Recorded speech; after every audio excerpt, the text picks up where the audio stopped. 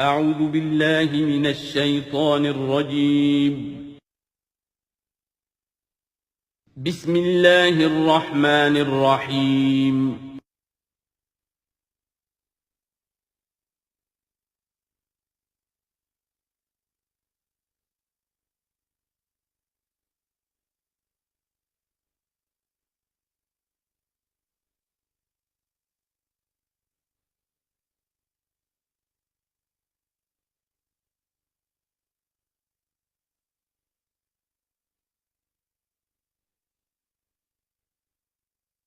الحمد للہ وکفى والصلاة والسلام على عباده الذین اصطفى، خصوصا على افضلهم وخاتم النبیین محمد الامین وعلى آلہ وصحبہ اجمعین. اما بعد فقد قال اللہ تبارک وتعالی كما ورد في سورة مریم سلام علیہا. اعوذ باللہ من الشیطان الرجیم، بسم اللہ الرحمن الرحیم. واذکر فی الکتاب موسیٰ انہ کان مخلصا وکان رسولا نبیا ونادیناہ من جانب الطور الایمن وقربناہ نجیا ووہبنا لہ من رحمتنا اخاہ ہارون نبیا. واذکر فی الکتاب اسماعیل انہ کان صادق الوعد وکان رسولا نبیا وکان یأمر اہلہ بالصلاة والزکاة وکان عند ربہ مرضیا. واذکر فی الکتاب ادریس انہ کان صدیقا نبیا ورفعناہ مکانا علیا. صدق اللہ العظیم. رب اشرح لی صدری ویسر لی امری واحلل عقدۃ من لسانی یفقہوا قولی. اللہم ربنا الہمنا رشدنا واعذنا من شرور انفسنا. اللہم ارنا الحق حقا وارزقنا اتباعہ وارنا الباطل باطلا وارزقنا اجتنابہ. اللہم ربنا آنس وحشتنا فی قبورنا وارحمنا بالقرآن العظیم. اللہم اجعلہ لنا اماما ونورا وہدا ورحمہ. اللہم ذکرنا منہ ما نسینا وعلمنا منہ ما جہلنا وارزقنا تلاوتہ آناء اللیل وآناء النہار واجعلہ لنا حجتا یا رب العالمین آمین. کل ہم نے سورہ مریم کا آغاز کر لیا تھا اور تقریباً نصف کا ہم ترجمہ کر چکے ہیں، لیکن یہ بات بیان ہونے سے رہ گئی کہ مکی اور مدنی صورتوں کے جس تیسرے گروپ میں اس وقت ہم ہیں، جس کی مکیات کا آغاز ہوا تھا سورہ یونس سے، تو اس میں 9 صورتیں ہم پڑھ چکے ہیں. جیسا کہ میں نے عرض کیا، وہ 9 صورتیں تین صورتوں کے سب گروپس کی شکل میں ہیں.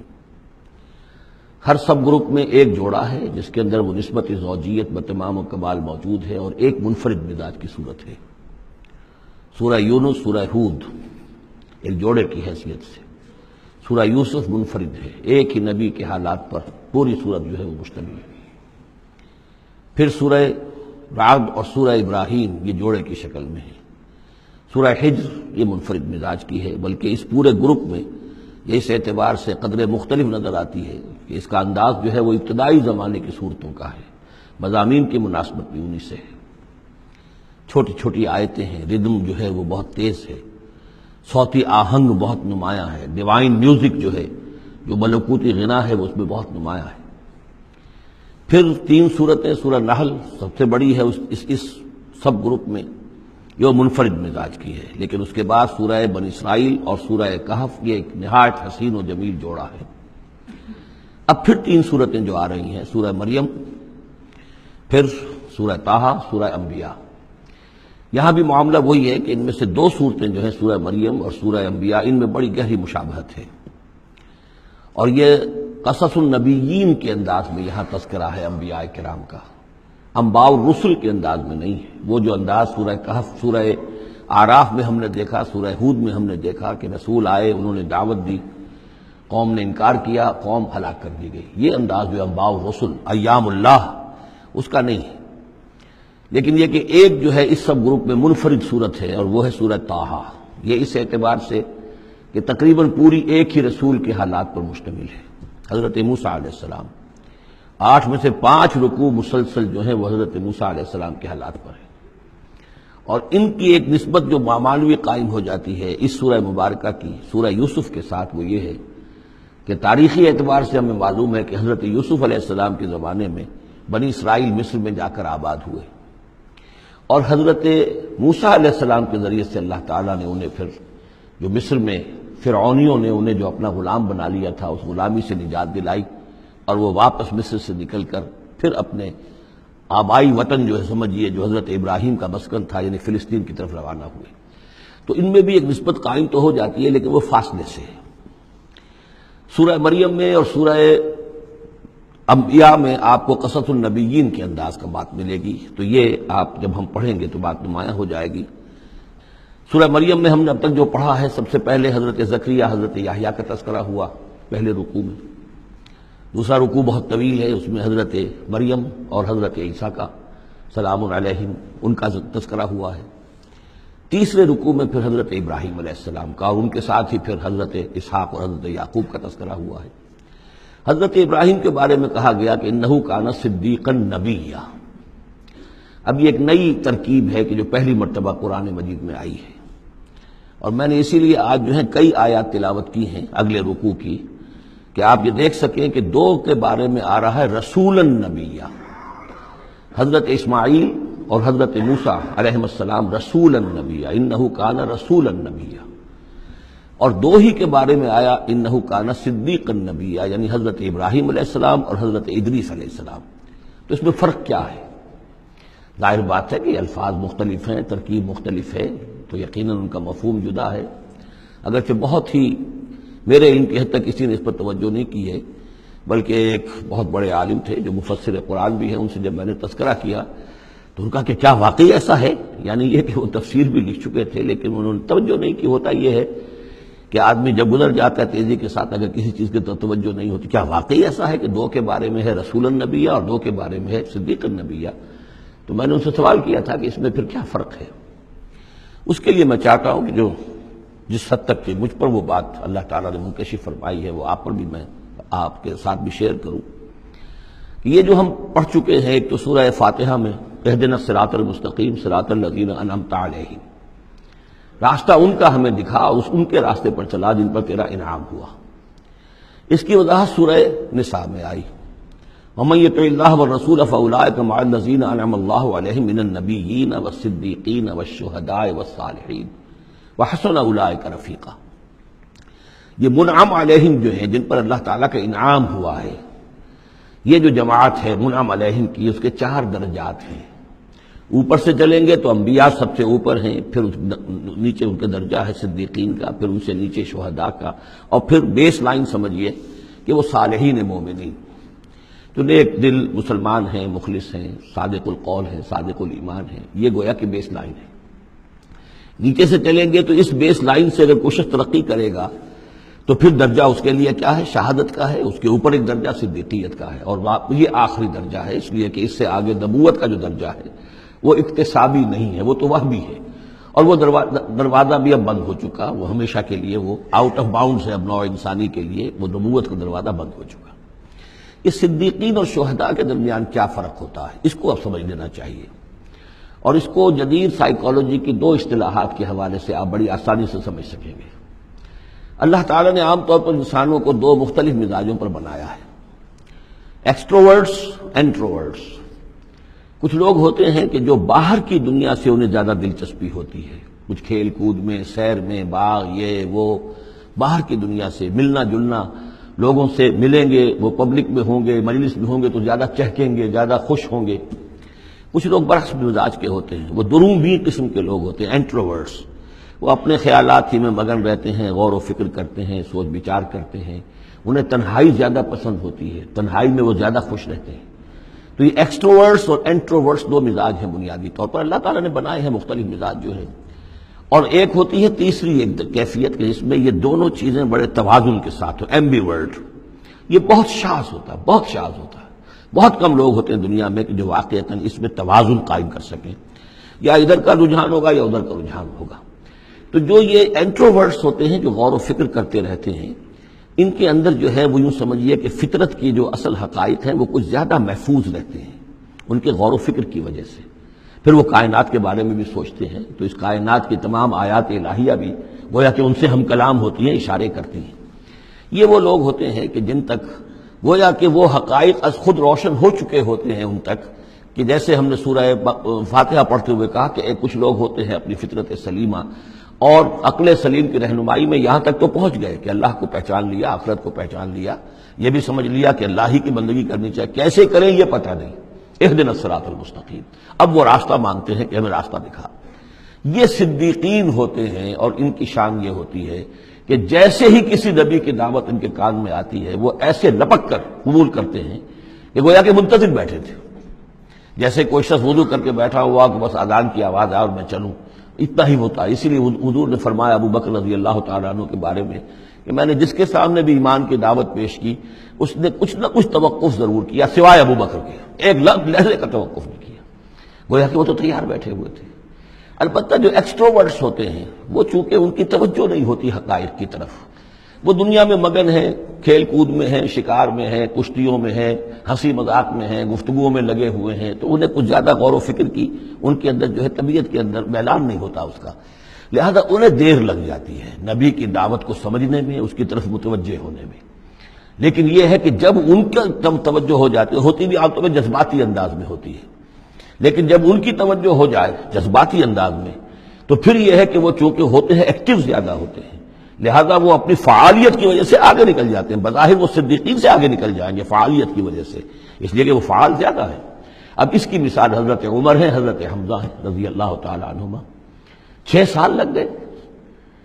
حضرت عمر کے بارے میں تو آپ کہہ سکتے ہیں کہ سب کوئی گھرانہ مختلف تھا، وہ بنو عدی میں سے تھے، حضور بنو ہاشم میں سے تھے، لیکن حضرت حمزہ کو کیوں دیر لگ گئی؟ 6 سال.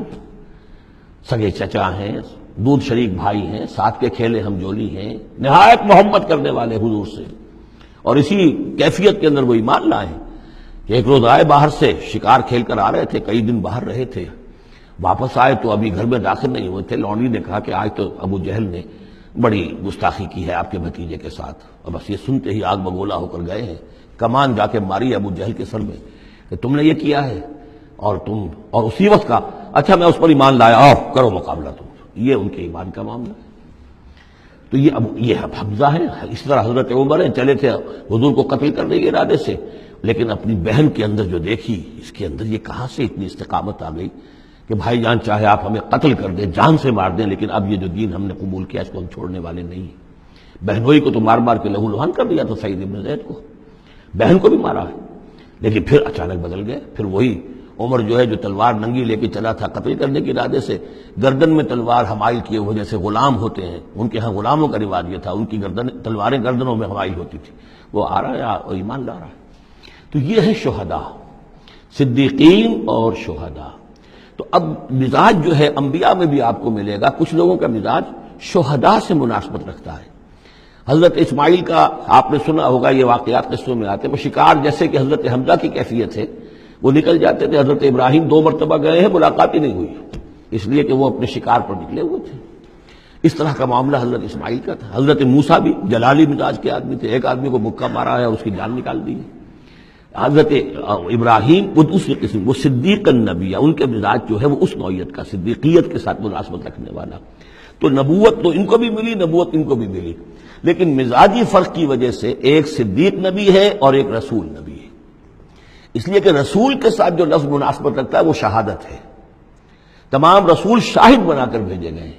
یہ جو کار رسالت ہے، تبلیغ اور اتمام حجت، اس کے اندر تو عمل کا پہلو زیادہ ہے، اور اس میں پھر شہداء زیادہ نمایاں ہوتے ہیں. تو رسولوں کے لیے تو ہے ہی یہ، یا ایھا النبی انا ارسلناک شاہدا ومبشرا ونذیرا وداعیا الی اللہ باذنہ وسراجا منیرا. اور جیسے کہ ہم نے پڑھا وکیف اذا جئنا من کل امۃ بشہید، تو رسولوں کے ساتھ مناسبت لفظ کی جو ہے وہ شہادت کی ہے.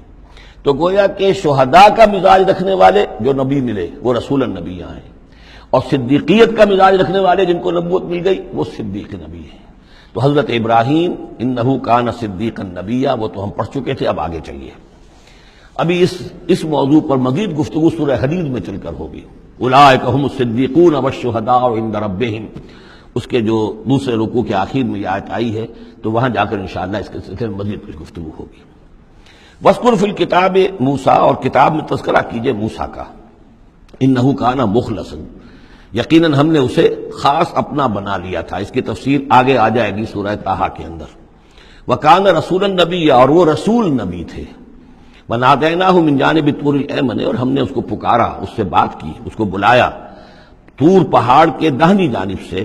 وَقَرَّبْنَاهُ نَجِيًّا، اسے قریب ہم نے بلایا سرگوشی کے لیے۔ وَوَهَبْنَا لَهُ مِن رَحْمَتِنَا أَخَاهُ هَارُونَ نَبِيًّا، اور ہم نے اسے اپنی رحمت سے اس کو یہ مقام بھی عطا کیا کہ اس کے بھائی ہارون کو بھی نبوت عطا کر دی، کیونکہ یہ درخواست کی تھی حضرت موسیٰ علیہ السلام نے، وہ اگلی صورت میں آ جائے گا۔ وَاذْكُرْ فِي الْكِتَابِ اسماعیل، اور ذرا تذکرہ کیجئے کتاب میں اسماعیل کا بھی، إِنَّهُ كَانَ صَادِقَ الْوَعْدِ، یقیناً وہ بڑے وعدے کے سچے تھے۔ اور خاص طور پر اشارہ ہو رہا ہے اتنا بڑا وعدہ جو حضرت ابراہیم سے اپنے والد سے انہوں نے کیا تھا کہ یا ابت افعل ما تؤمر ستجدنی انشاءاللہ صابرا، ابا جان کر گزریے جو بھی آپ کو اللہ کی طرف سے حکم آ رہا ہے، مجھے ذبح کرنے کا حکم ہے، ذبح کر دیجئے، انشاءاللہ آپ مجھے صابر پائیں گے۔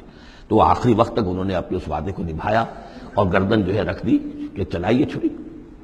صادق الوعد وکان رسولا نبیا، وہ بھی مزاجی اعتبار سے جو میں نے عرض کیا ہے، حضرت حمزہ چونکہ ویسے بھی نسل میں حضرت اسماعیل کی نسل میں سے ہیں، تو اگر آپ دیکھیں گے تو بہت ہی ان کے درمیان شخصیت کی مشابہت نظر آئے گی۔ رسول النبی، وہ رسول نبی تھے۔ وکان یامر اہلہ بالصلاۃ والزکاۃ وکان عند ربہ مرضیہ، اور وہ حکم دیتے تھے اپنے گھر والوں کو نماز کا بھی اور زکوٰۃ کا بھی، اور وہ اپنے رب کے نزدیک بہت ہی پسندیدہ تھے، بہت ہی اللہ تعالیٰ کو کے منظور نظر کہہ لیجیے، مرضیہ۔ وَاذْكُرْ فِي الْكِتَابِ ادریس، اور تذکرہ کیجئے کتاب میں ادریس کا بھی۔ یہ ادریس علیہ السلام جو ہے یہ ایک نبی ہے کہ جو حضرت آدم اور حضرت نوح کے مابین گزرے ہیں۔ حضرت آدم اور حضرت نوح کے مابین ایک اور نبی بھی گزرے ہیں، قرآن مجید میں ذکر نہیں ہے، تورات میں شیس علیہ السلام۔ تو نبی تو یہ ہیں، حضرت آدم پہلے نبی، پھر یہ دو اور نبی ہیں حضرت ادریس۔ اس تورات میں ان کا نام حنوک ہے، شیس کا نام سیس ہے، وہ تو ٹھیک ہے، وہ قرآن مجید میں ان کا تذکرہ بھی نہیں ہے، لیکن حضرت ادریس کا حنوک نام ہے وہاں۔ لیکن یہ کہ یہ دونوں ہیں درمیان میں حضرت آدم اور حضرت نوح علیہ السلام، پہلے رسول حضرت نوح علیہ السلام ہے، یہ دونوں نبی ہیں صرف۔ وَاذْكُرْ فِي الْكِتَابِ ادریس، اور تذکرہ کیجئے کتاب میں اس قرآن میں ادریس کا، إِنَّهُ كَانَ صِدِّيقًا نَبِيًّا، یقیناً وہ بھی صدیق نبی تھے، مزاجاً ان کا بھی وہی حضرت ابراہیم کے ساتھ مناسبت، صدیقیت والا مزاج۔ وَرَفَعْنَاهُ مَكَانًا عَلِيًّا، اور ہم نے انہیں اٹھایا تھا بہت بلند مقام تک۔ اب یہ اٹھانا جو ہے ویسے تو بعض لوگوں کا خیال ہے کہ شاید وہ بھی حضرت عیسیٰ علیہ السلام کی طرح رفع سماوی ان کی ہوئی ہے، چوتھے آسمان میں حضور کی ان سے ملاقات ہوئی ہے شب معراج میں۔ لیکن ایک مفہوم اس کا یہ بھی ہے کہ اونچا مقام دینا، بلند مقام دینا، اس لیے کہ یہاں الہ نہیں ہے، وہاں جو ہے وہ رافعک الیہ، جہاں کہا گیا حضرت عیسیٰ کے بارے میں تمہیں اٹھانے والا ہوں اپنی طرف، تو اس سے مفہوم جو ہے بہت معین ہو جاتا ہے، یہاں ضروری نہیں ہے کہ وہ مفہوم لیا جائے۔ اولئک الذین انعم اللہ علیہم، دیکھیے وہی لفظ آ گیا اب، یہ ہیں وہ لوگ جن پر انعام فرمایا ہے اللہ نے، من النبیین، انبیاء میں سے۔ اب ہم کیونکہ منعم علیہم کے 4 طبقات تھے، ان میں سے یہ انبیاء کا تذکرہ ہو رہا ہے سب کا۔ من النبیین من ذریۃ آدم، اولاد آدم میں سے، وممن حملنا مع نوح، اور پھر بعد ان میں سے ان کی نسل میں سے ہیں جنہیں ہم نے نوح کے ساتھ اس کشتی میں سوار کرایا، ومن ذریۃ ابراہیم، اور پھر ذریۃ ابراہیم میں سے ہیں ان کی اولاد سے، و اسرائیل، اور حضرت یعقوب کی نسل سے ہیں، وممن ہدینا واجتبینا، اور جنہیں کہ ہم نے ہدایت دی اور جنہیں ہم نے چن لیا، پسند کر لیا۔ اذا تتلی علیہم آیات الرحمن، ان کی کیفیت یہ ہوتی تھی کہ جب رحمان کی آیات ان کو پڑھ کر سنائی جاتی تھی، خروا سجدا و بکیا، تو وہ گر پڑتے تھے اللہ کی جناب میں سجدہ کرتے ہوئے، روتے ہوئے۔ فخلف من بعدہم خلف، پھر ان کی جگہ پر بعد میں آ گئے، ان کے جانشین ہوئے، ان کے وارث ہوئے ایسے ناخلف لوگ۔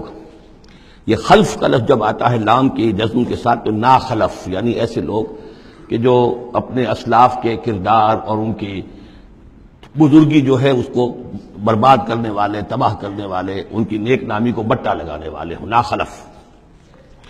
فخلف من بعدہم خلف، پھر ان کی اولاد میں سے ایسے ناخلف بھی پیدا ہوئے، اضاعوا الصلاۃ، جنہوں نے نماز کو تو ضائع کر دیا، واتبعوا الشہوات، اور خواہشات کی پیروی کی، شہوات، خواہشات، جذبات، فسوف یلقون غیا، تو عنقریب ان کی ملاقات ہو جائے گی گمراہی کے ساتھ، یعنی گمراہی کا جو انجام ہے یہ اس سے دو چار ہو جائیں گے۔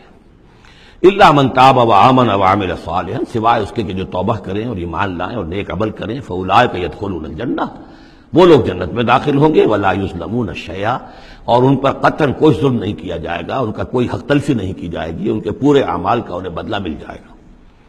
جنات عدن التی وعد الرحمن وعبادہ بالغیب، یعنی ان کو کیا ملے گا؟ وہ باغات، ریزیڈینشل گارڈن، بسنے والے باغات، رہنے والے باغات، جن کا کہ وعدہ کیا تھا رحمان نے اپنے بندوں سے غیب میں۔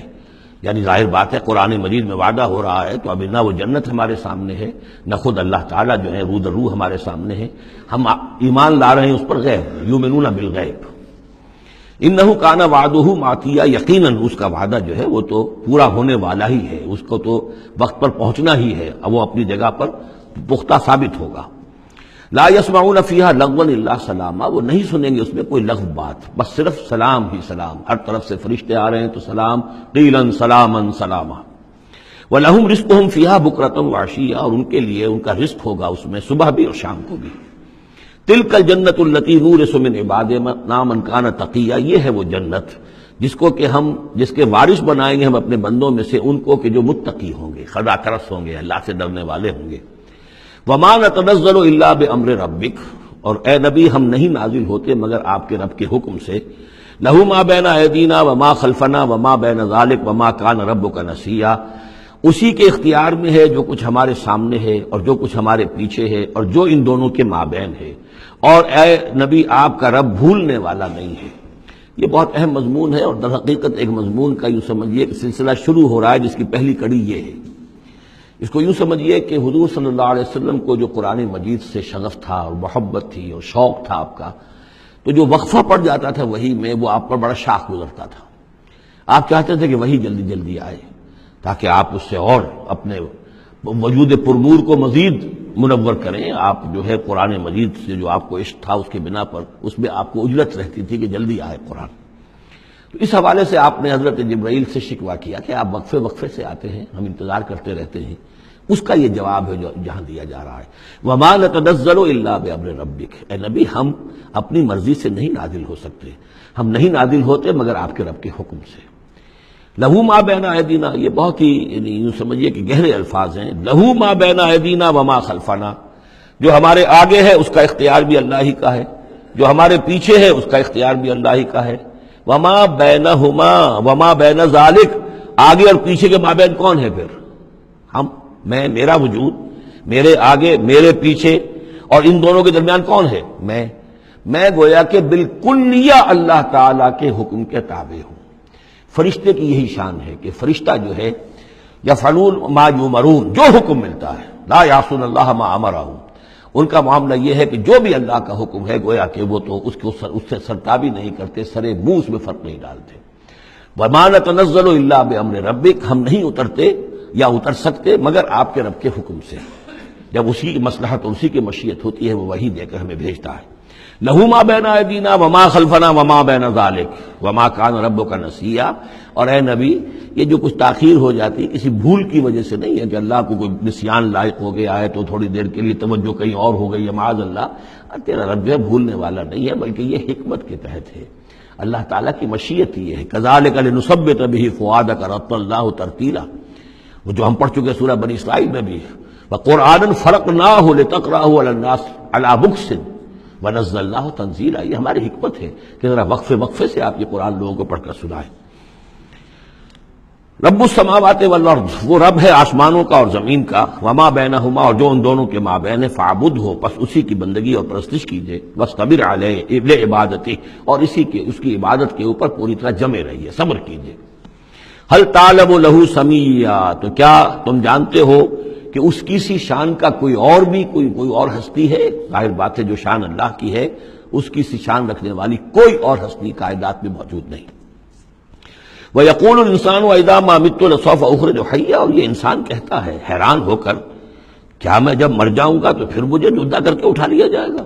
یعنی یہ وہ لوگ ان میں سے کہ جو بعث بعد الموت کے منکر تھے۔ میں نے بارہا آپ کو بتایا کہ اکثر و بیشتر تو وہ مانتے تھے، لیکن وہ کہتے تھے کہ وہاں ہمیں چھڑانے والے ہیں، ہمارے شفعاء ہیں، ہؤلاء شفعاؤنا عند اللہ، تو بعث بعد الموت کے وہ منکر نہیں تھے، لیکن ایک طبقہ ان میں ایسے لوگوں کا بھی تھا، اب یہ ان کی بات ہو رہی ہے۔ وَيَقُولُ الْإِنسَانُ وَإِذَا مَا مِتُّ لَسَوْفَ أُخْرَجُ حَيًّا، کہ جب میں مر جاؤں گا پھر مجھے دوبارہ اٹھا لیا جائے گا اور نکال دیا جائے گا. اولا یذکر الانسان، تو کیا اس انسان کو یہ یاد نہیں ہے انا خلقناہ من قبل ولم یک شیئا، کہ وہ کچھ بھی نہیں تھا اور ہم نے اسے پیدا کیا ہے. تو کیا مشکل ہے ہمارے لیے دوبارہ اس کو پیدا کر دینا؟ کیا تھا وہ پہلے، اس کی کیا حقیقت تھی؟ یعنی جہاں سے ہم اپنے آپ کو جانتے ہیں وہ بھی ظاہر بات ہے کہ ایک نطفہ ایک ہے، اس سے ہمارا آغاز ہوا، یہ تو سبھی جانتے ہیں نا. تو اس سے اللہ تعالیٰ نے اگر انسان بنا دیا ہے تو کیا اللہ تعالیٰ دوبارہ تمہیں پیدا نہیں کر سکتا؟ فَوَرَبِّكَ، تو قسم ہے تیرے رب کی، لَنَحْشُرَنَّهُمْ وَالشَّيَاطِينَ، ہم جمع کریں گے ان سب کو بھی اور تمام شیطانوں کو. ثُمَّ لَنُحْضِرَنَّهُمْ حَوْلَ جَهَنَّمَ جِثِيًّا، اور پھر ہم سب کو جمع کر لیں گے جہنم کے گرد کہ یہ اپنے گھٹنوں کے بل گرے ہوئے ہوں گے. ثُمَّ لَنَنزِعَنَّ مِن كُلِّ شِيَّةٍ أَيُّهُمْ أَشَدُّ عَلَى الرَّحْمَٰنِ عِتِيًّا، پھر ہم ہر گروہ میں سے، ہر قوم میں سے پھر نکالیں گے کون ہیں وہ جو سب سے زیادہ اکڑنے والے تھے رحمان کے مقابلے میں. بلاؤ ادھر سے ابو جہل کو اور بلاؤ ادھر سے عقبہ ابن ابی معیط کو، ہر گروہ میں سے جو سب سے زیادہ اللہ کا کی اس کے ساتھ گستاخی کرنے والا اور سب سے زیادہ تکبر کرنے والا تھا، پھر اس کو آگے نکال کر نمایاں کیا جائے گا. ثم لنحن عالم بالذین هم اولی بها صلیہ، پھر ہم خوب جانتے ہیں ان لوگوں کو کہ جو بہت زیادہ قابل ہوں گے اور سب سے پہلے داخل ہونے والے ہوں گے اس جہنم کے اندر. وَإِن مِّنكُمْ إِلَّا وَارِدُهَا کان علی ربک حتما مقضیا، اور تم میں سے کوئی بھی نہیں ہے مگر یہ کہ اسے ایک مرتبہ جہنم پر آنا ہوگا. یہ فیصلہ ہے تیرے رب کا حتمی، طے شدہ، حتما مقضیا. اس کا جو مفہوم سمجھا گیا میں اسے اتفاق کرتا ہوں کہ اصل میں وہ پل صراط جس کا تذکرہ جو ہے آئے گا سورہ حدید میں بھی اور پھر سورہ تحریم میں بھی، جس کو ہم پل صراط کہہ دیتے ہیں، الصراط ہے وہ، یہی صراط مستقیم جس پر ہم چل رہے ہیں. یہ عالم برزخ کے اندر جا کر اور قیامت کے دن جو ہے یہی پل صراط بن جائے گا اور یہ جہنم کے اوپر ہوگا. گویا کہ اس پر سے گزر کر لوگ داخل ہوں گے جنت کے اندر، تاکہ مشاہدہ کر لیں کہ اللہ تعالیٰ نے کس چیز سے ہمیں بچایا ہے. اور وہاں پر جو جہنمی ہے وہ ٹھوکریں کھا کھا کر اس میں گرتے جائیں گے کیونکہ ان کے پاس روشنی نہیں ہوگی. یہ مضمون جو ہے کھل کر آئے گا سورہ حدید میں اور سورہ تحریم میں. تو یہ فرمایا کہ آنا تو ہر ایک کو پڑے گا، ہر انسان کا گزر اس پر ہوگا، تاکہ اور اس میں یہ کہ یقیناً جو بچا لیے جائیں گے ان کے دل میں کس قدر اللہ تعالیٰ کی کہ اس رحمت کا اور مغفرت کی قدر کتنی ہوگی کہ اللہ نے ہمیں کس انجام سے بچایا ہے. وَإِن مِّنكُمْ إِلَّا وَارِدُهَا كَانَ عَلَىٰ رَبِّكَ حَتْمًا مَّقْضِيًّا ثُمَّ نُنَجِّي الَّذِينَ اتَّقَوْا، پھر وہاں سے ہم نجات دے دیں گے، بچا کر لے جائیں گے ان لوگوں کو جنہوں نے کہ تقویٰ کی روش اختیار کی تھی دنیا میں. وَنَذَرُ الظَّالِمِينَ فِيهَا جِثِيًّا، اور چھوڑ دیں گے ظالموں کو اسی میں پڑے ہوئے، وہ وہاں پر پڑے جائیں گے، گرتے جائیں گے اور اہل ایمان اور اہل تقویٰ نکل جائیں گے. وَإِذَا تُتْلَىٰ عَلَيْهِمْ آيَاتُنَا بَيِّنَاتٍ، اور جب انہیں ہماری روشن آیات پڑھ کر سنائی جاتی ہیں، قَالَ الَّذِينَ كَفَرُوا لِلَّذِينَ آمَنُوا، تو کہتے ہیں یہ کافر لوگ اہل ایمان سے، اَيُّ الْفَرِيقَيْنِ خَيْرٌ مَّقَامًا وَأَحْسَنُ نَدِيًّا، دونوں جماعتوں میں سے، دونوں گروہوں میں سے کن کے مکان و مقام بہتر ہیں اور کن کی مجلسیں بہت اچھی ہیں. یعنی اے مسلمانوں دیکھو، تم اور تمہارے رسول محمد صلی اللہ علیہ وسلم اور ان کے گرد جو لوگ بیٹھے ہوتے ہیں، نہ ان کے پاس دنیاوی دولت ہے، نہ حیثیت ہے، نہ وجاہت ہے. ایک ہم ہیں، دیکھو ذرا ابو جہل کی مجلس جا کے دیکھو کتنی آباد ہے، بڑے بڑے چودھری لوگ آ کر اس کے پاس بیٹھتے ہیں. ذرا کہیں جا کر ولید بن مغیرہ کی چوپال دیکھو، اس کی چوپال جو ہے اس کی کیا شان ہے. تو یہ وہی بات جو کہ ہم سورہ کہف میں پڑھائے ہیں، جو دو افراد کے مابین مکالمہ ہوا تھا کہ اس نے کہا تھا کہ میرے پاس مال زیادہ، انا اکثر منک مالا واعز نفرا. اسی طرح انہوں نے کہا کہ ای الفریقین خیر مقاما واحسن ندیا، یہ دو گروہ دیکھ لو تمہارے سامنے ہیں. ایک معلوم ہوتا ہے کہ مفلس ہیں، قلاش ہیں، غلام لوگ ہیں، ان کے ساتھ بیٹھے ہوئے ہیں، بلال بیٹھا ہوا ہے، وہاں وہ ابو فقی بیٹھا ہوا ہے، یہ جو عمار ہے اور یہ فلاں ہے اور یہ یاسر ہیں، یہ لوگ ہیں. ادھر جا کر دیکھو وہ کتنی سج دھج کے ساتھ، شان و شوکت کے ساتھ ان کی محفلیں ہیں، کیا کچھ ساز و سامان ہے، کیسے قالین بچھے ہوئے ہیں. ای الفریقین خیر مقاما واحسن ندیا وکم اہلکنا قبلہم من قرن، اور ہم نے ان سے پہلے کتنی ہی قوموں کو ہلاک کیا ہے. ہم احسن و اساسا وریا، وہ ان سے بھی کہیں بڑھ کر تھے اپنے اساس البیت، اساس جس کو ہم اساسہ کہتے ہیں، ساز و سامان میں اور نام و نمود میں، شان و شوکت میں. ریا، ان کی شان و شوکت ان سے بھی کہیں بڑھ کر تھی اور وہ ہلاک ہوئے. قوم عاد اور قوم سمود یہ سب کا، اور قوم شعیب. قل من کان فی الضلالۃ فلیمدد لہ الرحمن مدا، اے نبی ان سے کہہ دیجئے جو شخص بھی ضلالت میں، گمراہی میں ہے، تو اللہ کا یہ طریقہ ہے، قاعدہ ہے کہ کہ اللہ تعالیٰ اسے پھر اور ڈھیل دیتا ہے، رسی دراز کرتا ہے، اس کو اور نعمتیں دے دیتا ہے. حتیٰ اذا رأوا ما یوعدون، یہاں تک کہ جب اچانک وہ وقت آ جائے گا کہ جس کے ان کو دھمکی دی جا رہی ہے، اما العذاب و اما الساعہ، یا تو دنیا میں عذاب آ جائے، عذاب ہلاکت، عذاب استحصال، یا قیامت. فسیعلمون، تب وہ جان لیں گے، من ہوا شر مکانا واضعف جندا، کہ کون ہے جو اپنے مقام و مرتبے کے اعتبار سے بدتر ہے اور کون ہے کہ جو لشکر اور اپنے لاؤ لشکر کے اعتبار سے کمزور تر ہے. اس وقت پتہ چلے گا کہ محمد زیادہ طاقتور تھے صلی اللہ علیہ وسلم یا ابو جہل زیادہ طاقتور تھا. آخرت میں جا کر حقیقت کھل جائے گی. اس وقت تو یہ ایک سراب ہے، نظر آ رہا ہے، ڈرامہ ہے، کھیل ہو رہا ہے. حقیقت جو ہوگی وہ منکشف ہو جائے گی اس دن. وَيَزِيدُ اللَّهُ الَّذِينَ اهْتَدَوْا هُدًى، اور اللہ تعالیٰ ان لوگوں کی ہدایت میں اضافہ کرتا ہے جو ہدایت کی راہ اختیار کریں. اللہ بڑھاتا ہے ان لوگوں کو ہدایت میں کہ جنہوں نے ہدایت اختیار کی. والباقیات الصالحات خیر عند ربک ثواب وخیر مردا، اور یقیناً نیک باقی رہنے والے تو وہ نیک عمل ہے. یہ مال و دولت باقی رہنے والا نہیں ہے، یہ تو یہیں کی شے یہیں رہ جائے گی. باقیات الصالحات، بقا اگر ہے، دوام ہے انسان کے ساتھ، اس عالم آخرت میں جانے والی کوئی شے ہے تو باقیات الصالحات ہے، وہ تو نیک کام ہے.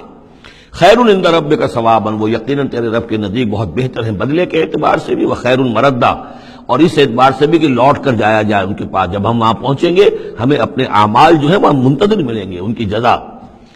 بلکہ یہ کہ کہا جائے گا یہ تمہارے اعمال ہی ہیں، ان کی شکل بدل گئی ہے. افرأیت الذی کفر بآیاتنا وقال لأوتین مالا وولدا، تو کیا تم نے دیکھا اس شخص کو جو ہماری آیات کا تو کفر کرتا ہے اور کہتا ہے مجھے تو لازماً ملے گا، مال بھی ملے گا اور اولاد بھی ملے گی. یہ وہی بات سمجھ لیجیے جو سورہ کہف میں آ چکی ہے کہ اس نے کہا تھا وَلَئِن رُدِدتُّ إِلَىٰ رَبِّي لَأَجِدَنَّ خَيْرًا مِنْهَا مُنْقَلَبًا. تم جو ہو جوتیاں پھٹکار رہے ہو یہاں پر بھی، تمہیں وہاں بھی کچھ نہیں ملنا. اگر واقعی آخرت ہو ہی گئی، اول تو مجھے گمان نہیں، میں نہیں سمجھتا کہ وما اظن الساعۃ قائمۃ ولئن رددت الی ربی لاجدن خیرا منها منقلبا، تو مجھے وہاں پر بھی اچھا ہی ملے گا جیسے یہاں اچھا ملا ہوا ہے. وہی اسی طرح یہ ہے کہ ان کا ہمیں تو وہاں پر بھی ملے گا، آخرت میں بھی بہت سا مال بھی ملے گا، اولاد بھی ملے گی. اطلاع الغیب، یہ دنیا بھی مراد ہو سکتی ہے لیکن میرے نزدیک آخرت ہی مراد ہے. اطلاع الغیب، کیا وہ غیب پر مطلع ہو چکا ہے، اس نے جھانک کر دیکھ لیا ہے غیب کو. ام اتخذ عند الرحمن عہدا، یا وہ کوئی رحمان سے عہد لے چکا ہے، پکا قول و قرار لے چکا ہے جس پر اس یقین سے کہہ رہا ہے کہ اسے تو مال بھی ملے گا اور اولاد بھی ملے گی. کلا، ہرگز نہیں. سنکتب ما یقول، جو کچھ یہ کہہ رہا ہے وہ ہم لکھ لیں گے تاکہ جواب دہی پوری کرنی پڑے کہ کیا کیا بکواس تم کیا کرتے تھے. وَنَمُدُّ لَهُ مِنَ الْعَذَابِ مَدًّا، اور پھر عذاب کے اندر ہم اس کے اضافہ کرتے چلے جائیں گے، عذاب کو اس کے لیے کھینچتے چلے جائیں گے. وَنَرِثُهُ مَا يَقُولُ، اور جو کچھ وہ کہہ رہا ہے اس کے وارث تو ہم ہوں گے، سارا مال دنیاوی سامان جو بھی کچھ ہے وہ تو ہماری وراثت میں آ جائے گا. وَيَأْتِينَا فَرْدًا، اور وہ جب آئے گا ہمارے سامنے ہماری عدالت میں پیش ہونے کے لیے تو ایک فرد کی حیثیت سے آئے گا. نہ اولاد ساتھ ہوگی، نہ مال، نہ خدم، نہ حشم، نہ قوم، نہ ہم نشین، نہ حاشیہ نشین، کوئی نہیں ہوگا. وَاتَّخَذُوا مِن دُونِ اللَّهِ آلِهَةً، انہوں نے اللہ کے سوا کچھ اختیار کر لیے ہیں اپنے معبود، لِيَكُونُوا لَهُمْ عِزًّا، تاکہ وہ ان کے مددگار بنے، ان کے لیے سہارا بنے، پشت پناہ بنے، اللہ کے ہاں انہیں کچھ چھڑا سکے عذاب سے. کلا، ہرگز نہیں. سَيَكْفُرُونَ بِعِبَادَتِهِمْ، وہ تو ان کی عبادت کا انکار کریں گے، جیسا کہ پہلے بھی آ چکا ہے. وہ فرشتے ہوں، اولیاء اللہ ہوں، انبیاء ہوں، حضرت عیسیٰ ہوں، شیخ عبد القادر جیلانی ہوں، کوئی بھی ہو، ان کا تو مانگو تو کفر کرے گا. تم کیا کہہ رہے ہو، ہمیں تو معلوم بھی نہیں تھا کہ تم ہم سے دعائیں کرتے رہے اور ہمیں سمجھتے رہے کہ ہم تمہیں چھڑا لیں گے. سَيَكْفُرُونَ بِعِبَادَتِهِمْ، وہ انکار کریں گے ان کی عبادت کا. وَيَكُونُونَ عَلَيْهِمْ ضِدًّا، اور وہاں ان کے مخالف ہوں گے، انہیں وہاں پر پروسیکیوٹ کروائیں گے. أَلَمْ تَرَ أَنَّا أَرْسَلْنَا الشَّيَاطِينَ عَلَى الْكَافِرِينَ تَعُزُّهُمْ عَزًّا، کیا تم نے دیکھا نہیں کہ ہم کافروں پر شیاطین کو بھیجتے رہتے ہیں. یعنی یہ کہ یہ شیاطین جن جو ہیں یہ ان پہ حملہ آور ہوتے رہتے ہیں اور انہیں خوب ابھارتے رہتے ہیں گناہوں کے اوپر اور انہیں اور سرکشی کے اوپر آمادہ کرتے رہتے ہیں. وجہ کیا ہے کہ خود انہوں نے شیطان کی رفاقت کو اختیار کی ہے. فلا تعجل علیہم، اب یہ مضمون یہاں دوسری مرتبہ آ گیا، عجلت نہیں، فلا تعجل علیہم. ایک تو فرمایا قرآن مجید کے ضمن میں عجلت نہ کیجئے، اس کی جو بھی تنزیل ہے وہ اللہ تعالیٰ کی حکمت کے تحت جو اس میں تدریج ہے اسی کو آپ سمجھیے کہ خیر اسی میں ہے. آپ کا شوق اپنی جگہ ہے، لیکن یہ کہ ایک دوسری بات فلا تعجل علیہم، ان کے بارے میں بھی آپ جلدی نہ کیجیے، ایسا نہ ہو کہ آپ کے دل میں یہ خیال آئے کہ اب ان کفار مکہ کی رسی جو ہے مزید دراز نہیں ہونی چاہیے، اب ان کو پکڑ لیا جانا چاہیے، انہوں نے حد کر دی ہے۔ جس طریقے سے کہ حضور کو ضد کیے ہوئے تھے وہ ہم دیکھتے چلے آ رہے ہیں سورہ انعام سے، لیکن اے نبی جلدی نہ کیجیے۔ فلا تعجل علیہم، ان کی مخالفت، علی یہاں پر آ رہا ہے، فلا تعجل علیہم انما نعد لہم عدا، ہم ان کی پوری گنتی کر رہے ہیں، ایک ایک عمل ان کا لکھا جا رہا ہے، ہر چیز کا ان کو جواب دہی کرنی ہوگی، ہر چیز کی ان کو سزا مل جائے گی، لیکن یہ کہ ہمارے ہر کام کے اندر جو بھی فطری تدریج ہے، اس کی جو توقیت ہے، اس کا جو نظام ہم نے بنا رکھا ہے، وہ اسی کے مطابق ہوگا۔ یوم نحشر المتقین الی الرحمن وفدا، یاد کرو جس دن کی ہم جمع کریں گے اہل تقویٰ کو، وہ رحمان کی طرف آئیں گے مہمانوں کی صورت میں، جیسے مہمانوں کا استقبال ہوتا ہے، وفد آیا ہے۔ وَنَسُوقُ الْمُجْرِمِينَ إِلَىٰ جَهَنَّمَ وِرْدًا، اور جو مجرم ہیں انہیں ہم دھکیلیں گے، دھکے دیں گے، ہانک کر لے جائیں گے جہنم کی طرف، جیسے کہ کوئی پیاسے جانور جاتے ہیں گھاٹ کی طرف۔ لا يملكون الشفاعة الا من اتخذ عند الرحمن عہدا، کسی کے بھی کوئی شفاعت کام نہیں آئے گی سوائے اس کے کہ جس نے رحمان کے پاس اپنا ایک مقام حاصل کر لیا ہے، یعنی ایک شخص جو ہے بنیادی طور پر اللہ کے ساتھ اس نے اپنا عہد نبھایا ہو، اللہ کی بندگی کر رہا ہو، کوئی خطائیں ہو گئی ہیں، کوئی غلطیاں ہو گئی ہیں، جیسے کوئی پھسل جاتا ہے، کوئی کمزور بھی ہوتا ہے انسان، ایسے لوگوں کے لیے تو شفاعت مفید ہو سکتی ہے، لیکن جو سرے سے اس عہد کی خلاف ورزی کر رہے ہوں، جو بجائے مشرق کے ان کا رخی مغرب کی طرف ہو، بجائے کعبے کے ان کا رخی جو ہے کسی اور شے کی طرف ہو، تو ظاہر بات ہے کہ ان کے لیے شفاعت نہیں ہے۔ وقالوا اتخذ الرحمن ولدا، اور انہوں نے ایک اور عقیدہ گھڑ لیا ہے کہ رحمان نے اپنے لیے اولاد اختیار کی ہے۔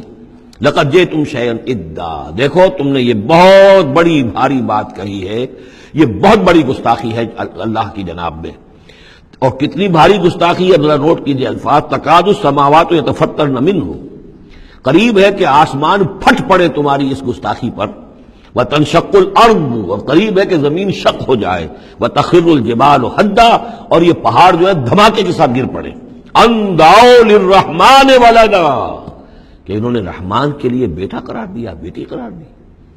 مشرکین عرب نے فرشتوں کو خدا کی بیٹیاں بنا دیا، عیسائیوں نے حضرت مسیح کو خدا کا بیٹا بنا دیا، اور یہودیوں نے عزیر کو خدا کا بیٹا بنا دیا۔ ان دعوا للرحمن ولدا وما ينبغي للرحمن ان يتخذ ولدا، رحمان کے تو یہ شایان شان ہی نہیں ہے کہ وہ کسی کو اولاد بنائے۔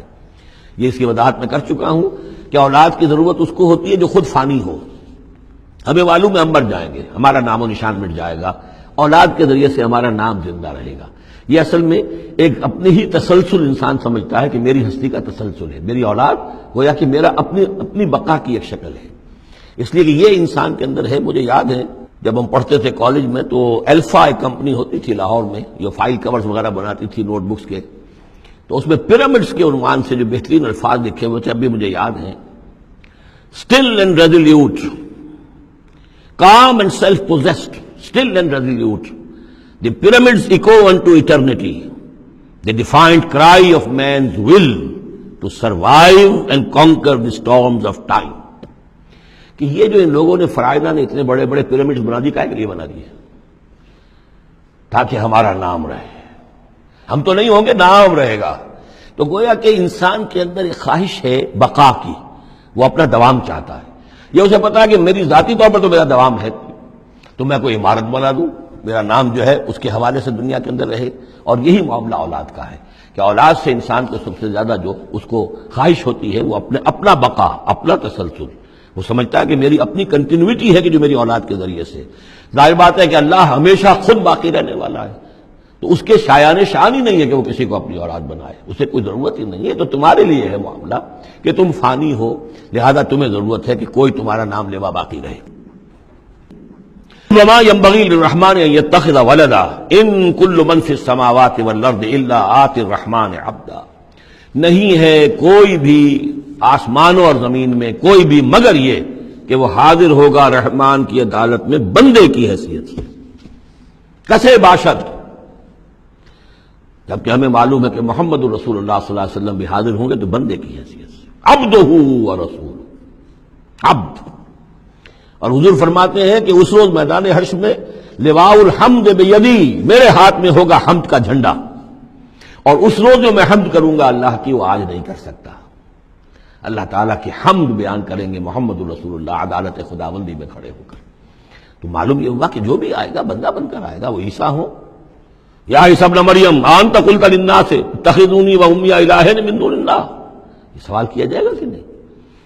تو فرمایا کہ ان کل من فی السماوات والارض، یقیناً کوئی نہیں ہے آسمانوں اور زمین میں، الا آتی الرحمن عبدا، مگر وہ رحمان کی خدمت میں آئے گا، حاضر ہوگا بندے کی حیثیت سے. لقد احصاہم، اس نے ان سب کی گنتی کی ہوئی ہے، ان کا پورا احاطہ کیا ہوا ہے، کوئی چھپ نہیں رہے گا، کہیں بچ کر نہیں رہ جائے گا. عدہم عدا، اور ہم نے پوری گنتی رکھی ہوئی ہے. وکلہم آتی ہے یوم القیامت فردا، اور قیامت کے دن یہ سب کے سب آئیں گے تو ایک فرد کی حیثیت سے، انڈیویجول کیپیسٹی میں محاسبہ ہوگا. نہ ماں باپ ساتھ ہوں گے کوئی شفاعت کرنے کے لیے، کوئی گڑگڑانے کے لیے، نہ اولاد ہوگی، نہ شوہر کے ساتھ جوری ہوگی، نہ جورو کے ساتھ شوہر ہوگا، کچھ نہیں. ہر ایک شخص نفسی نفسی، اپنی جان. وکلہم آتی ہے یوم القیامت فردا. میری جو کتاب ہے سابقہ اور موجودہ مسلمان امتوں کا ماضی، حال اور مستقبل، اس میں ایک چیپٹر ہے قرآن کا قانون عذاب، کہ عذاب جو قوموں کے اوپر آتا ہے وہ دنیا میں آتا ہے، آخرت کا عذاب جو ہے وہ افراد کے لیے. محاسبہ اجتماعی جو ہوتا ہے وہ اللہ کا دنیا میں ہوتا ہے، لیکن آخرت کا حساب وہ جو ہے محاسبہ انفرادی ہے. ان الذین آمنوا وعملوا الصالحات سیجعل لهم الرحمن ودا، یقیناً جو لوگ ایمان لائے اور جنہوں نے نیک عمل کیا، ان قریب رحمان ان کے لیے محبت پیدا کر دے گا، یعنی لوگوں کے دلوں میں محبت ڈال دے گا. یہی ابو بکر ہوں گے جن کا نام کس تعظیم سے لوگ لیا کریں گے، کس محبت سے لیا کریں گے. یہی بلال ہوں گے جن کی جو تعظیم ہوگی، جن کی کتنی محبت کی جائے گی. ابھی ذرا وقت ہے، کٹھن ہے. سیجعل لهم الرحمن ودا، حدیث میں بھی آتا ہے کہ اللہ تعالیٰ جو ہے اپنے کسی بندے سے محبت کرتا ہے تو پہلے فرشتوں کو، جبرائیل سے کہا جاتا ہے کہ میں اپنے اس بندے سے محبت کرتا ہوں، اعلان کر دو. وہ فرشتوں میں اعلان کرتے ہیں، ان کے دل میں اس کی محبت ڈال دی جاتی ہے. پھر وہ عام دنیا میں اور لوگوں کے اندر اس کی ایک محبت ڈال دی جاتی ہے. فَإِنَّمَا يَسَّرْنَاهُ بِلِسَانِكَ، یہ آیت بڑی اہم ہے. تو ہم نے اس قرآن کو یسرنا ہو، اس کو قرآن کو آسان کر دیا ہے بلسان کا، آپ کی زبان پر یا آپ کی زبان کے ساتھ، یعنی عربی زبان میں. یہ بہت آسان ہے، بہت ہی ستھری زبان ہے، سادہ زبان ہے، جس کو ہم کہتے ہیں کہ سہل ممتنع. اس کے اندر ثقالت نہیں ہے، بوجھل پن کا نہیں ہے، بہت بھاری بھرکم الفاظ کہیں کہیں شاذ آئے ہیں، ورنہ عام طور پر قرآن مجید جو بڑی سلیس زبان میں ہے. انما یسرناہ لسانک، بلسانک لتبشر بہ المتقین، تاکہ آپ بشارت دیں اس کے ذریعے سے متقیوں کو، وتنذر بہ قوما لدا، اور اس کے ذریعے سے انذار فرمائے. یعنی آپ کی دعوت کا مرکز و محور اور آپ کا آلہ جو ہے، آلہ دعوت، آلہ انقلاب، وہ قرآن مجید ہے. انذار کیجئے قرآن کے ذریعے، تبشیر کیجئے قرآن کے ذریعے، تذکیر کیجئے قرآن کے ذریعے. فذکر بالقرآن من یخاف وعید، تذکیر ہو، واعظ ہو قرآن کے ذریعے.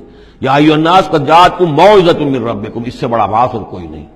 تزکیہ نفس و قرآن کے ذریعے سے. شفاء لما فی الصدور یہ ہے، سورہ یونس میں بھی آ چکا، سورہ بنی اسرائیل میں بھی آ چکا. وَنُنَزِّلُ مِنَ الْقُرْآنِ مَا هُوَ شِفَاءٌ وَرَحْمَةٌ لِّلْمُؤْمِنِينَ. تو قرآن مجید ہی در حقیقت دعوت اور تربیت کا اور تعلیم کا گویا کہ اس کا محور ہے، مرکز و محور.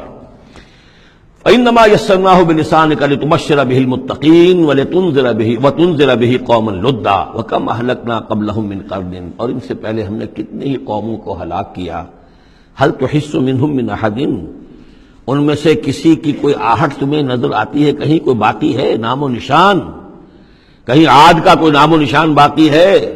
اور تسمع لهم رکزا، یا کہیں ان کی کوئی بھنک تمہارے کان میں آتی ہے؟ معلومہ نسیا منسیا، ختم ہو گئے. تو اسی طریقے سے یہ آج اکڑ رہے ہیں، ان کا حال بھی یہی ہو جائے گا. بسم اللہ الرحمن الرحیم. طٰہٰ، یہ پھر حروف مقطعات ہیں. ما انزلنا علیک القرآن لتشقیٰ، ہم نے یہ قرآن آپ پر اس لیے نازل نہیں کیا کہ آپ مشقت میں پڑھیں. لیکن یہاں یہ کہ تشقیٰ جو ہے وہ نامرادی کے لیے بھی آتا ہے. یہ عربی زبان میں یہ جو بعض حروف ہیں، را با با، رب، لیکن یہ کہ را با وا یا جس سے ربا بنتا ہے، ان میں بہت قرب ہے.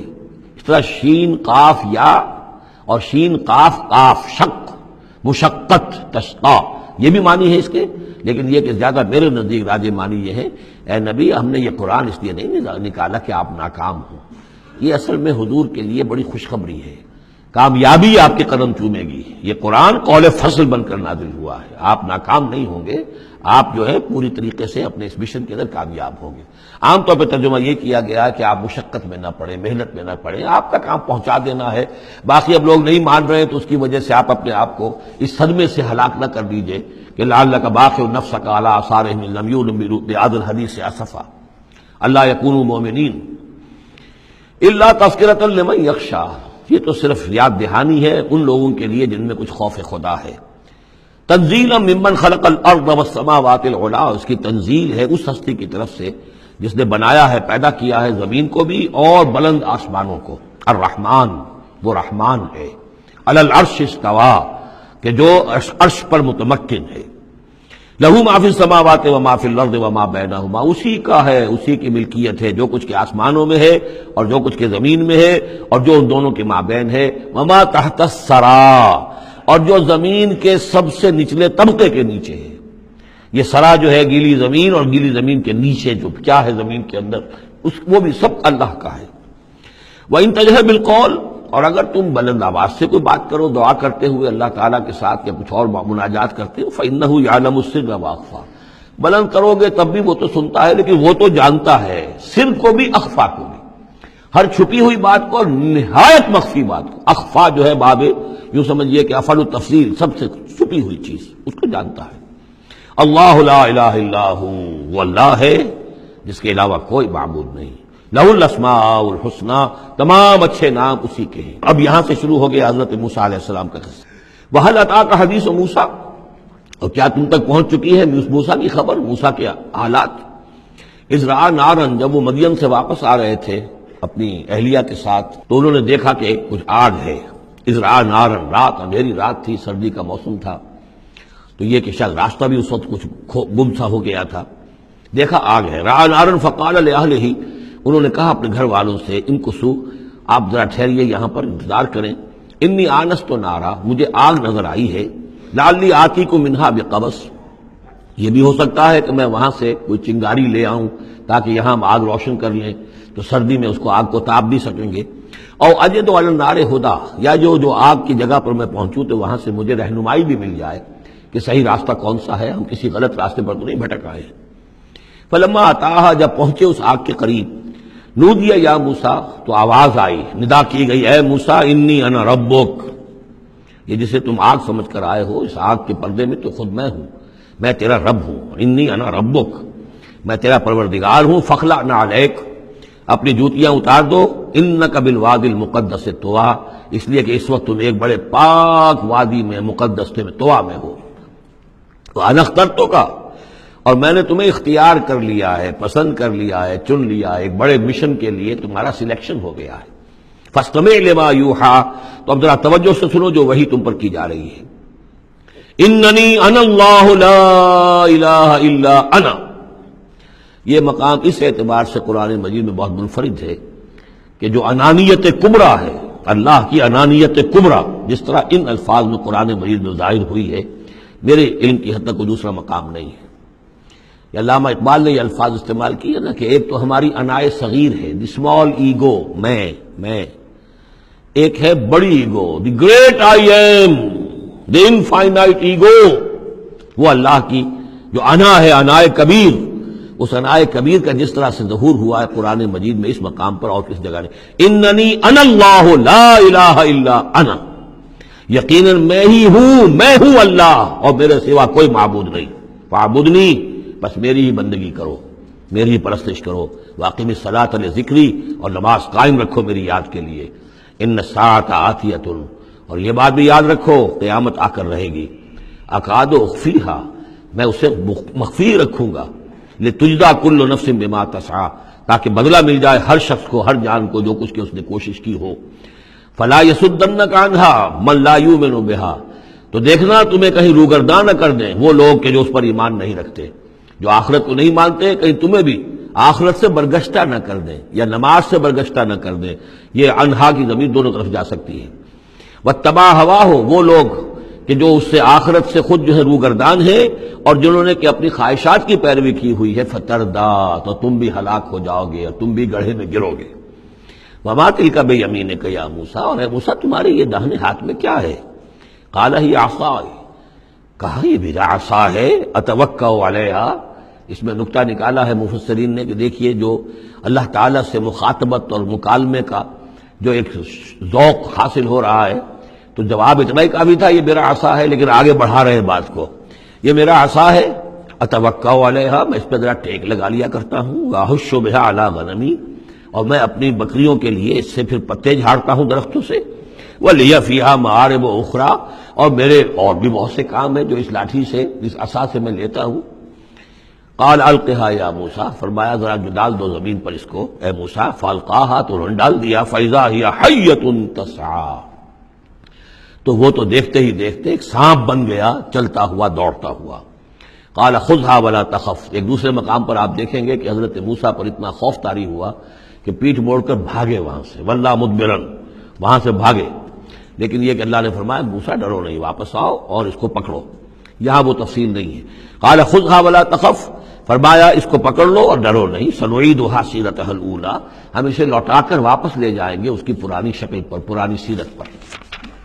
وَاضْمُمْ يَدَكَ إِلَىٰ جَنَاحِكَ، اور ذرا اپنا ہاتھ جو ہے وہ اپنی بغل کے ساتھ ملاؤ، تخرج بیضاء، پھر جب نکالو گے تو وہ نکلے گا بالکل سفید ہو کر روشن، من غیر سوء، بغیر اس کے کہ اس میں کوئی بیماری پیدا ہوئی، وہ برس نہیں ہوگا، اس میں برس نہیں بلکہ یہ کہ بغیر کسی مرض کے وہ چمکتا ہوا ہوگا سفید۔ آیتن اخری، یہ دوسری نشانی ہے۔ تو یہ دو نشانیاں ہم نے تمہیں دی ہیں، لنریک من آیاتنا الکبریٰ، تاکہ ہم دکھائیں تمہیں اپنی بڑی نشانیاں، ان میں سے کچھ نشانیاں، یہ دو نشانیاں ہم نے دی ہیں۔ اذهب الی فرعون انہ طغیٰ، اب جاؤ فرعون کی طرف، وہ بہت سرکش ہو گیا ہے، اس کی سرکشی جو ہے وہ اب حد سے تجاوز کر رہی ہے، تو جاؤ اور اسے دین کی دعوت دو، خیر کی دعوت دو، اور خاص طور پر یہ بھی کہو کہ بنی اسرائیل پر ظلم نہ کرے، اور اسے انہیں واپس جانے دے جہاں سے وہ آئے تھے، فلسطین سے۔ قال رب اشرح لی صدری، یہ دعا بڑی اہم ہے اور ہر شخص کو یاد ہونی چاہیے، جو بھی کوئی بھی دین کی دعوت کا کام کرنا چاہے تو اس کے لیے یہ دعا جو ہے اس کو یاد کرنا۔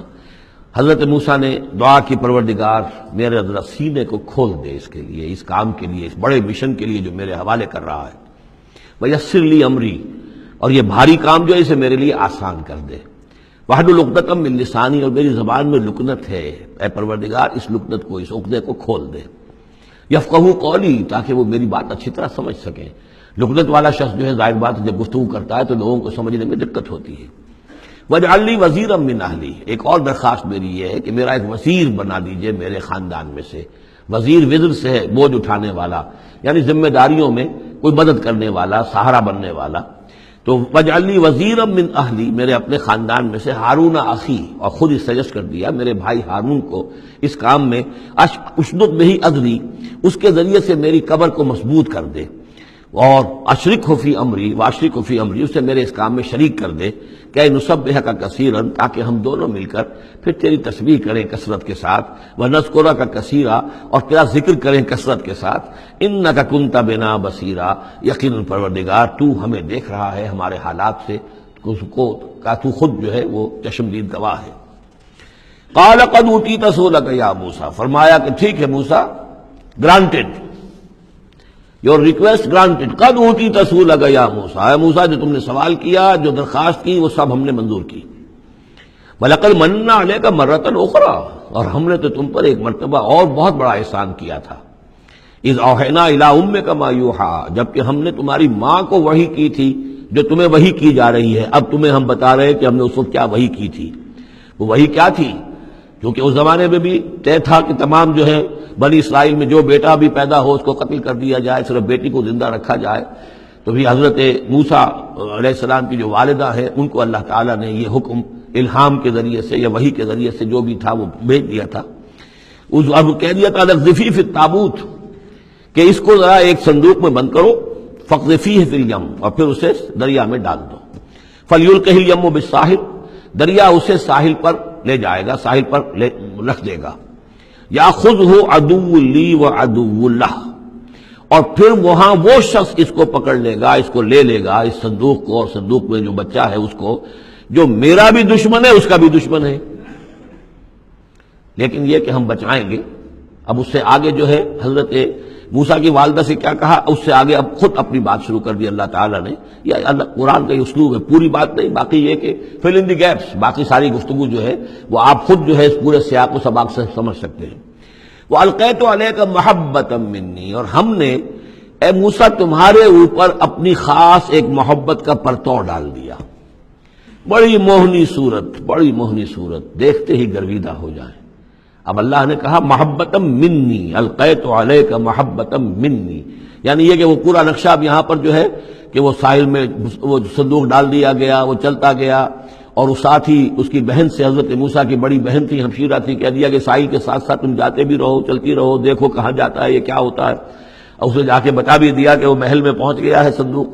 وہ صندوق کھولا گیا، بچہ نکل آیا، اور اس وقت جو ہے وہ تو قتل کرنے پر تلا ہوا تھا فرعون، لیکن یہ کہ وہ حضرت آسیہ جو تھی بنی اسرائیل ہی میں سے اور بڑی نیک عورت تھی، اور وہ فرعون کے گھر میں تھی اس وقت، انہوں نے کہا کہ قرۃ لی ولک، یہ قرۃ عین لی ولک، یہ میری اور تمہاری لیے آنکھوں کی ٹھنڈک بنے گا، ہمیں اللہ نے اولاد نہیں دی، اسے قتل نہ کرو. اور ادھر اللہ تعالیٰ نے ایسا ان کے چہرے کے اوپر جو ہے وہ ایسے اثرات پیدا کر دیے تھے کہ دیکھتے ہی کوئی شخص جو ہے وہ بالکل ان کا گرویدہ ہو جائے. وَأَلْقَيْتُ عَلَيْكَ مَحَبَّةً مِّنِّي، میں نے خاص اپنی طرف سے تمہارے اوپر ایک اپنی محبت کا پرتو ڈالا. وَلِتُصْنِعَ عَلَىٰ عَيْنِي، اور یہ اس لیے کیا ہم نے تاکہ دشمن بھی جو تمہارے گرویدہ ہو جائے اور پھر تمہاری پرورش ہو. تُصْنِعَ، تمہیں بنایا جائے، مصنع جس کو کہتے ہیں کارخانہ. اب وہ کارخانہ تربیت کا کارخانہ محل ہے. تُصْنَعَ عَلَىٰ عَيْنِي، ہماری نگاہوں کے سامنے تمہاری تربیت ہو. اس تمشی اختوں کا، جب تمہاری بہن چلتی ہوئی وہاں تک پہنچ گئی، فَتَقُولُ هَلْ أَدُلُّكُمْ عَلَىٰ مَن يَكْفُلُهُ، ہوا یہ کہ اللہ تعالیٰ نے حضرت موسیٰ علیہ السلام کو حکم دے دیا تھا بچے کی حیثیت ہی سے کہ کسی بھی دائی کا اور دایا کا جو دودھ جو ہے وہ نہ پیے. اب انہوں نے بہت سی عورتیں بلائی کہ جن کا یہ دودھ پی سکے تاکہ بچے کو پالنا آخر کیسے پلائے، لیکن یہ کہ وہ کسی کا دودھ پی نہیں رہا ہے. تو وہ بہن جو کھڑی ہوئی دیکھ رہی تھی، اس نے کہا هَلْ أَدُلُّكُمْ عَلَىٰ مَن يَكْفُلُهُ، کیا میں تمہیں بتاؤں ایک خاندان ہے ایسا کہ جو کفالت کرے گا تمہارے لیے، اس بچے کی پرورش کرے گا. نتیجہ کیا ہوا کہ پھر وہ ماں آئی اور ماں کا دودھ پیا، اور ماں کی گود میں اللہ نے پھر پہنچا دیا حضرت موسیٰ علیہ السلام کو. فَرَجَعْنَاكَ إِلَىٰ أُمِّكَ، تو ہم نے لوٹا دیا تمہیں اے موسیٰ تمہارے ماں کی طرف. كَيْ تَقَرَّ عَيْنُهَا وَلَا تَحْزَنَ، تاکہ اس کی آنکھ ٹھنڈی رہے اور وہ غم نہ کھائے. اللہ تعالیٰ کو تو اپنے بندوں کے احساسات و جذبات کا اس حد تک پاس ہے کہ پھر اس کی گود جو ہے اس کے اندر اپنا اس کا بچہ پہنچا دیا گیا. فَرَجَعْنَاكَ إِلَىٰ أُمِّكَ كَيْ تَقَرَّ عَيْنُهَا وَلَا تَحْزَنَ، تاکہ اس کی آنکھ ٹھنڈی رہے اور وہ حزن میں مبتلا نہ ہو. وَقَتَلْتَ نَفْسًا، اور اے موسیٰ پھر جب تم جوان ہوئے تو تمہارے ہاتھوں ایک جان قتل ہو گئی تھی، تم نے ایک قبطی کو قتل کر دیا تھا. فَنَجَّيْنَاكَ مِنَ الْغَمِّ، تو ہم نے تمہیں اس غم سے نجات دی. وَفَتَنَّاكَ فُتُونًا، اور پھر تمہیں بہت سے امتحانات میں سے گزارا، بہت سی آزمائشوں میں سے گزارا، بہت سی بھٹیوں میں سے گزارا. فَلَبِثْتَ سِنِينَ فِي أَهْلِ مَدْيَنَ، یہ سورہ قصص میں آئے گی ساری تفصیل، جس کو یہاں پر 2-3 آیتوں میں بیان کیا گیا ہے، اس کی تفصیل سورہ قصص میں. فَلَبِثْتَ سِنِينَ فِي أَهْلِ مَدْيَنَ، پھر تم اہل مدین میں رہے کئی سال. ثُمَّ جِئْتَ عَلَىٰ قَدَرٍ يَا موسیٰ، پھر اے موسیٰ جو یہاں آئے ہو تو یوں نہ سمجھو کہ اچانک آ گئے ہو، یہ تمہیں تقدیر لے کر آئی ہے، میرا فیصلہ لے کر آیا ہے. یہ سارا معاملہ جو ہے یہ پلانڈ ہے، یہ ہم نے اس طریقے سے کیا ہے. یہ ساری چیز جو ہے یہ از خود نہیں ہو گئی ہے، الٹ اپ نہیں ہو گئی ہے، یہ کوئی اندھا بہرا جو ہے وہ چانس نہیں ہے. ثم جئت علی قدر یا موسیٰ واصطنعتک لنفسی، اور میں نے تمہیں بنایا ہے، تیار کیا ہے. یہ صنعت ہی سے اصطناع باب افتعال، لیکن سواد کی مناسبت سے تیز ہے وہ توئے میں بدل گئی ہے. میں نے تمہیں تیار کیا ہے، خاص طور پر تمہارے اندر خصوصی صلاحیتیں پیدا کی ہیں، تمہیں خاص طور پر بادشاہ کے محل میں پرورش کروایا ہے، اس لیے کہ مجھے تم سے ایک بڑا کام لینا ہے. واصطنعتک لنفسی اذهب انت واخوک بآیاتی ولا تنیا فی ذکری، جاؤ تم اور تمہارا بھائی میری یہ نشانیاں لے جاؤ اور دیکھنا میرے ذکر میں سستی نہ کرنا. اذهبا الی فرعون انه طغى، جاؤ تم دونوں فرعون کی طرف، وہ یقیناً بہت سرکش ہو گیا ہے. فقولا له قولا لینا لعله يتذکر او یخشی، تو دیکھو جا کر وہاں پر بات کرنا اس سے بڑی نرم، ایسا تاکہ شاید کہ وہ سوچے یا اس کے دل میں بھی خوف پیدا ہو جائے. قالا ربنا اننا نخاف ان یفرط علینا، انہوں نے کہا پروردگار ہمیں تو اندیشہ یہ ہے کہ وہ اچانک ہم پر پھٹ پڑے، بھڑک اٹھے اور ہمارے اوپر بھبک پڑے اور یتغا یہاں پر کوئی زیادتی کرے.